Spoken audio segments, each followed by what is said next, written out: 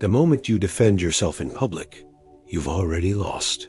Machiavelli understood something most people refuse to accept. Explanation is submission. Justification is weakness. The second you feel compelled to prove your innocence, you hand your accusers the knife. This isn't about fairness. It's about power. And power doesn't explain itself. Most people operate under a dangerous illusion. They believe truth protects them. That if they just explain their side clearly enough, logically enough, people will understand. They won't. Public accusation isn't about discovering truth. It's about establishing dominance. The person who accuses controls the frame. The person who defends validates that frame by stepping into it. You think you're clearing your name. You're actually confirming the trial is legitimate. Every word you speak in your defense is evidence that you believe you owe them an explanation. And the moment you believe that, you've accepted a position beneath them. The crowd doesn't care about your reasons. They care about the performance. And in that performance, the defender always looks weaker than the accuser. This is a fundamental law of social dynamics that operates beneath conscious awareness. When someone watches a public confrontation, they're not analyzing evidence. They're reading power signals, confidence, composure, who seems affected and who seems untouchable. The person explaining themselves always appears more affected, always appears to need something from the audience. That need is weakness made visible. It doesn't matter if your explanation is perfect. It doesn't matter if your logic is flawless. The act itself communicates subordination. You've entered their courtroom. You've accepted their right to judge you. And once you accept that right, you cannot win, because the game was never about truth. It was about who bows first. Every defense is a bow. Every justification is an acknowledgement that their opinion of you matters more than your opinion of yourself. This is why innocent people often appear guilty when they defend themselves too eagerly. Their desperation to be believed signals that something is at stake. And if something is at stake, maybe there's something to hide. The psychology is brutal but consistent. Humans are pattern recognition machines, and the pattern of guilt includes excessive explanation, emotional investment in being believed, and urgent need for validation. When you defend yourself publicly, you display all three. Machiavelli wrote that a prince must appear virtuous, but never be constrained by virtue when power is at stake. The same applies here. Silence is not passive. Silence is refusal to participate in your own subordination. When you don't defend yourself, you do something psychologically devastating to your accuser. You deny them the satisfaction of your reaction. You refuse to validate their authority to question you. This creates cognitive dissonance. They expected defense. They prepared for your justifications. Your silence breaks their script. Law 1.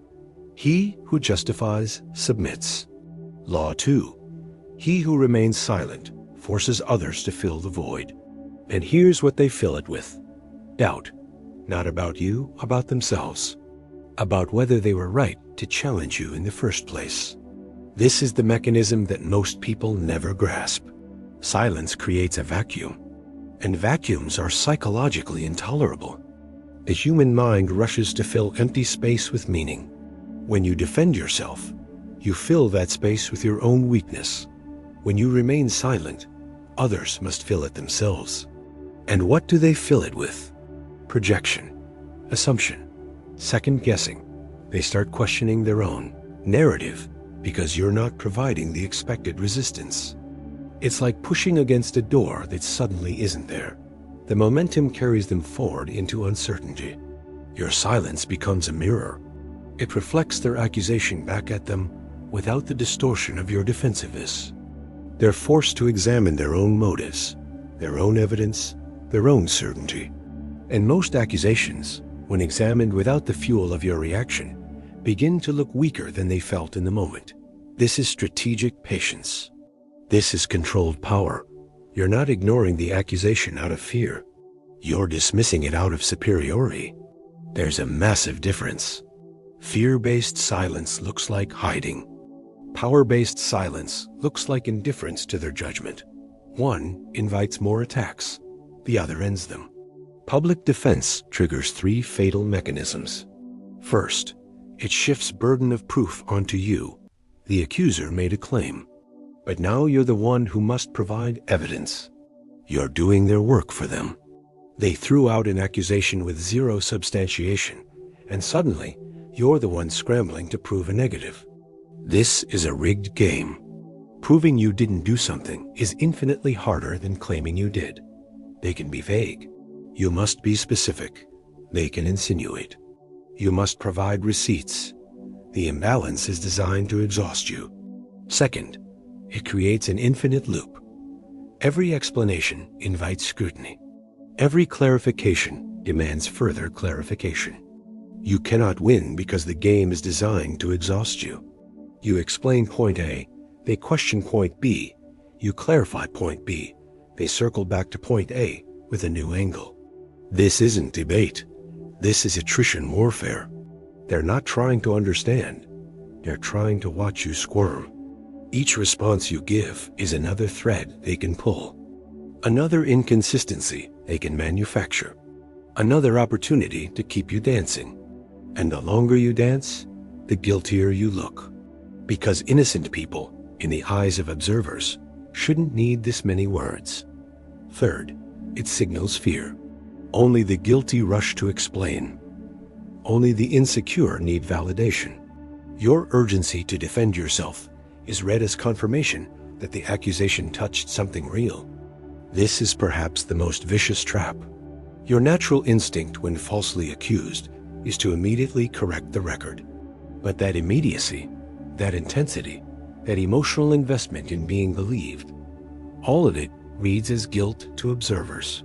They think, if this person were truly innocent, they wouldn't care this much. They'd brush it off. They'd be above it. Your passion to defend yourself becomes evidence against you. The innocent don't explain. They dismiss. They treat accusations like background noise, unworthy of serious attention. When you engage deeply with an accusation, you elevate it. You give it legitimacy. You signal that it's serious enough to warrant your full attention and emotional energy. When you refuse to defend yourself, you communicate something far more powerful than any argument could achieve. You communicate that their opinion is irrelevant to your reality. You communicate that you operate by different rules than they do.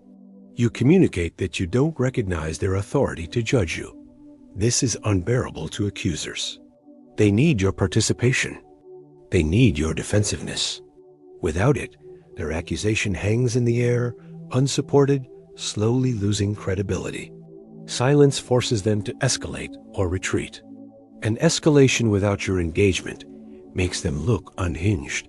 Think about what happens in the observer's mind when someone makes an accusation and receives only silence in return. At first, they might interpret your silence as guilt. But as the accuser continues to push, to demand response, to grow more aggressive in the face of your calm indifference, something shifts. The accuser starts to look obsessed, desperate, like they need something from you that you're refusing to give. And that refusal, that withholding of the reaction they crave, becomes its own form of power. You're demonstrating that their words cannot move you. Their judgment cannot shake you. Their attempt to publicly diminish you has failed because you refuse to accept the diminishment. This is frame control at its purest. Frame control isn't about arguing your position more effectively. It's about refusing to argue within their frame at all. When someone accuses you publicly, they're attempting to establish a frame where they are the judge and you are the defendant. Every word you speak in that frame reinforces it. Your silence shatters it. You're operating in a completely different reality.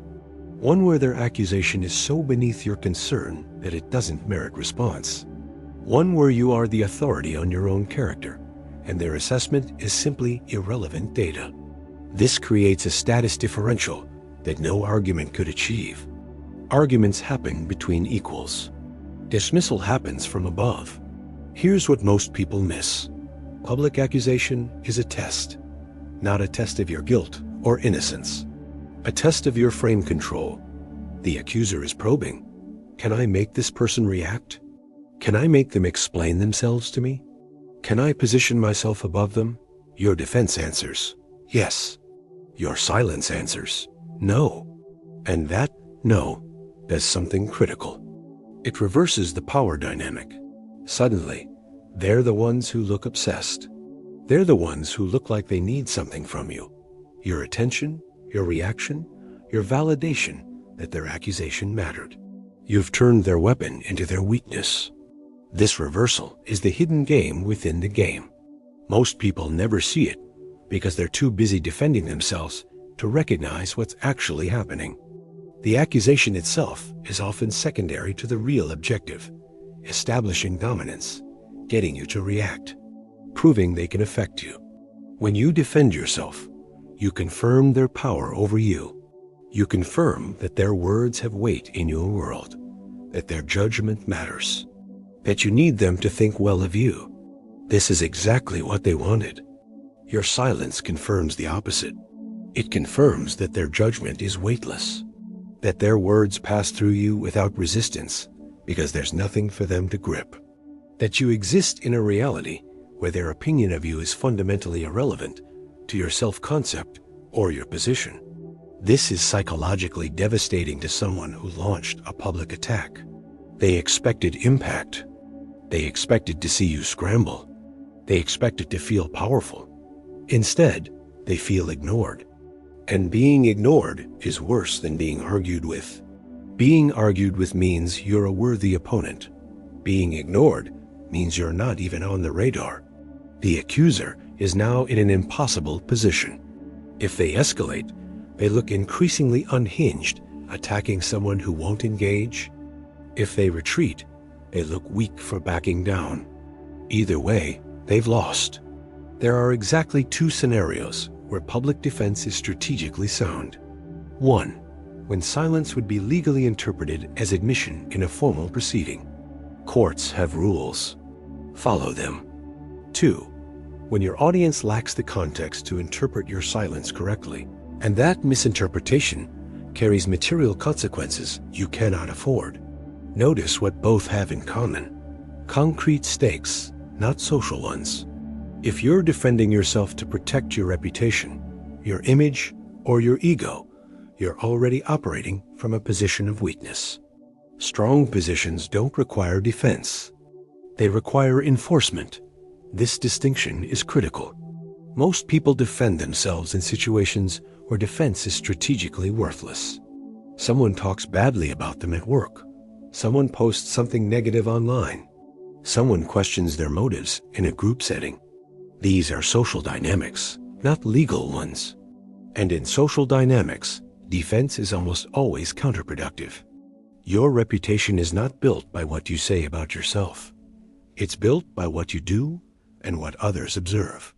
When you defend your reputation verbally, you're trying to convince people to think differently about you.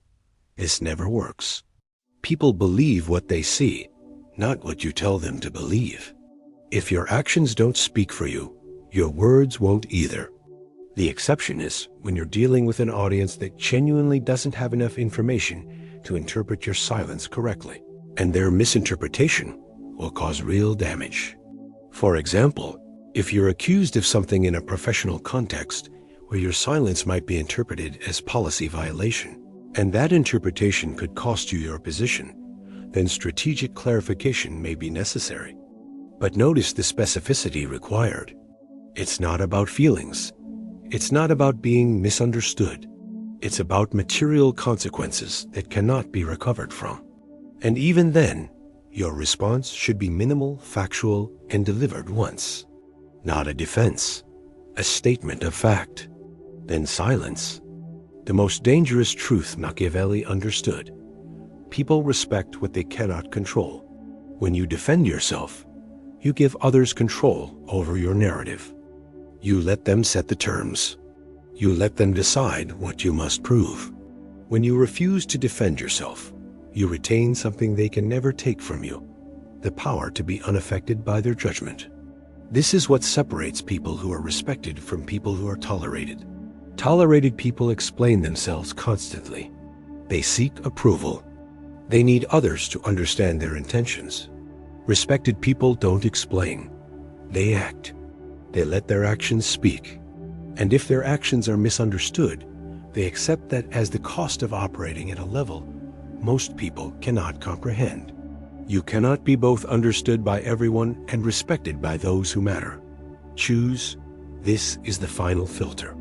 The final separation between those who lead and those who follow. Leaders accept that they will be misunderstood. They accept that people will question their motives, their methods, their character, and they continue anyway, without explanation, without justification, without the need for universal approval. Followers need consensus. They need everyone to understand why they did what they did. They need validation that they're good people making good choices. This need makes them controllable, because anyone who needs your approval can be manipulated by threatening to withhold it. When you defend yourself publicly, you're announcing that you need approval. You need to be understood. You need people to think well of you. And the moment you announce that need, you hand power to everyone watching. They now know your weakness. They know what lever to pull to make you react. They know you're controllable. The person who doesn't defend themselves announces the opposite. They announce that your opinion, while you're free to hold it, changes nothing about their reality. They'll continue operating at their standard regardless of whether you approve. This is untouchable. This is the position of power that everyone senses, but few achieve. Most people will never apply this.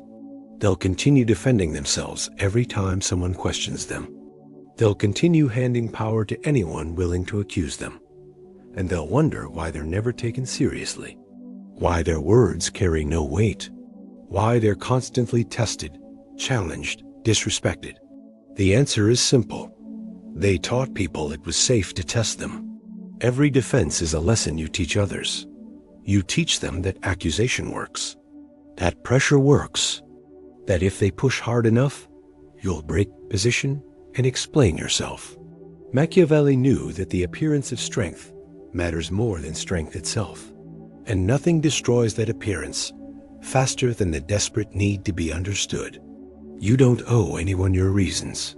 You don't owe anyone your justifications. You owe them nothing but the consequences of underestimating you. If you're ready to take these strategies beyond theory, check the pinned comment. The link I left there is the next step to becoming truly untouchable.